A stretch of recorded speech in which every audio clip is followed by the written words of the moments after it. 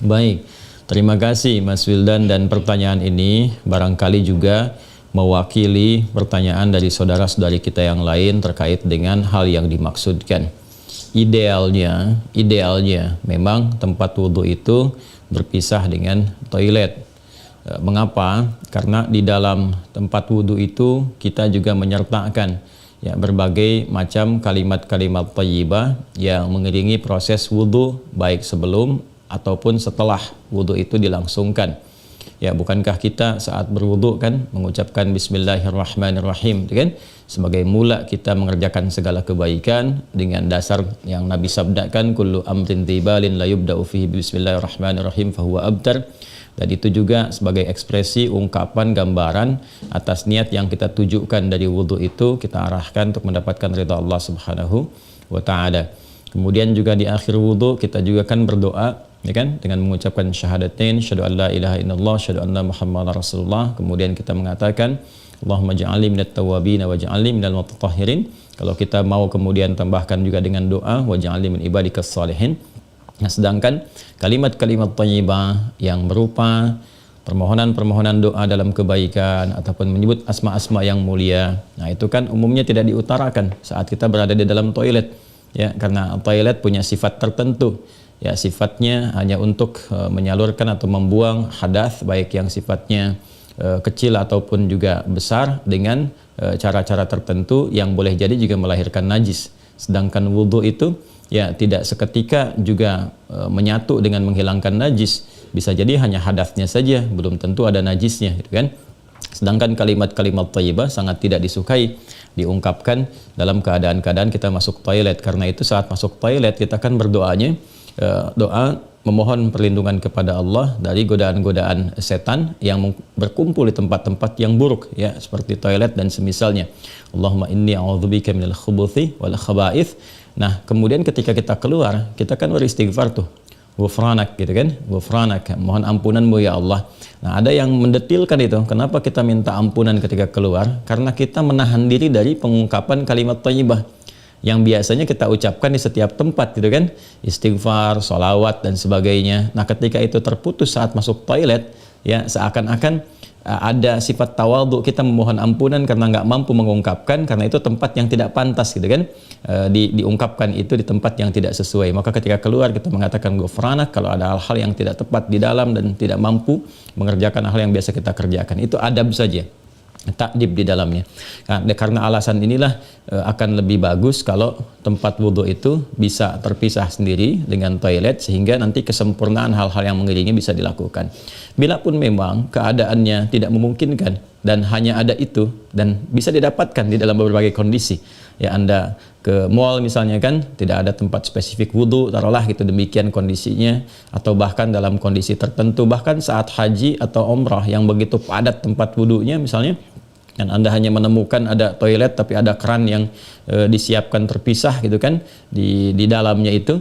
Nah, ini kondisi-kondisi demikian masih memungkinkan. Ya, jadi kalau ada kondisinya sifatnya tidak terpisah keadaan tempat wudhunya, maka tidak ada masalah ketika Anda berwudhu dalam keadaan juga menyatu tempatnya dengan toilet, karena kaidah juga mengatakan ad-daruratu tubihul mahdharat. Kondisi-kondisi yang mendesak itu, kondisi-kondisi yang tidak biasa itu membolehkan, bahkan yang terlarang pun asalnya diperkenankan. Nah, ini kan sifatnya tidak terlarang, hanya tidak disukai, gitu kan, makruh sifatnya, nggak ada nas haram di dalamnya, tapi sifatnya tidak disukai. Tidak disukainya itu karena kita tidak bisa mengungkapkan hal-hal baik yang mungkin kita bisa lakukan, ya, saat kita berwudu. Jadi kita berdoa harus keluar dulu setelah selesai wudu, gitu kan, baru kemudian kita bisa berdoa. Ataupun bismillahirrahmanirrahim hanya kita bisa ungkapkan dalam hati, nggak bisa kita lafadzkan, gitu kan.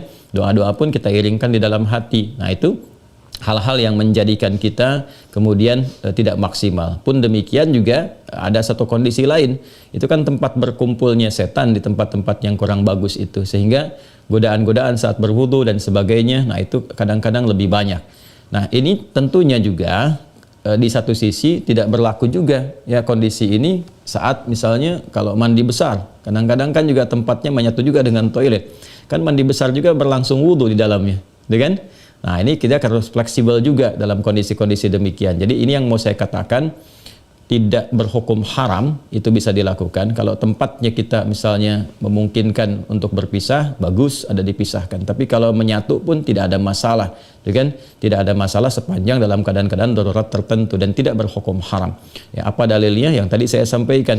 Ya, tidak ada nas spesifik mengharamkannya, dan kadang-kadang kita mandi besar juga, ya, al-ghuslu dari janabah dan semacamnya juga berlangsung, dan dalam mandi besar juga ada wudu.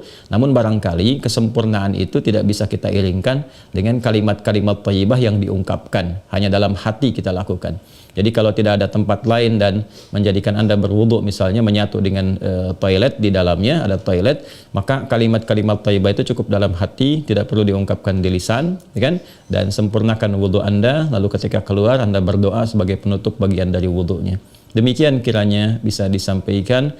Wallahu taala a'lam bissawab. Dan sebelum saya menutup, ada sesuatu yang sangat menarik ketika Ibnu Abbas radhiyallahu taala anhuma menyampaikan kisah Nabi sallallahu alaihi wasallam, ya, saat beliau berada di kediamannya Sayyidah Maimunah radhiyallahu taala anha, dan malamnya kemudian bangun, ya, bangkit dari tidurnya, duduk dulu menghilangkan bekas ngantuk.